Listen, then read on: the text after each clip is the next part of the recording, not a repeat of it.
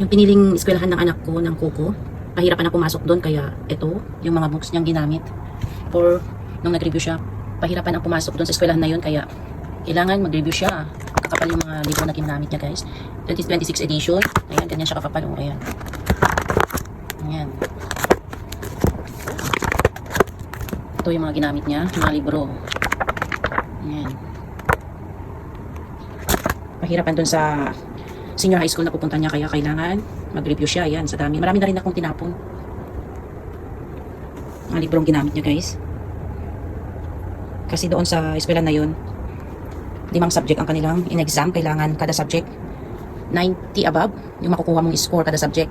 1 to 500 yung exam nila kailangan. Maka 450 kakas above. Pag pababawala na, guys, hindi ka na makakapasok doon. Kaya puspusan ng kanyang pagre-review noon. Ayan. At nagbunga naman kanyang pag-review. Ayan. Thank you, Lord, dahil nakapasa din siya.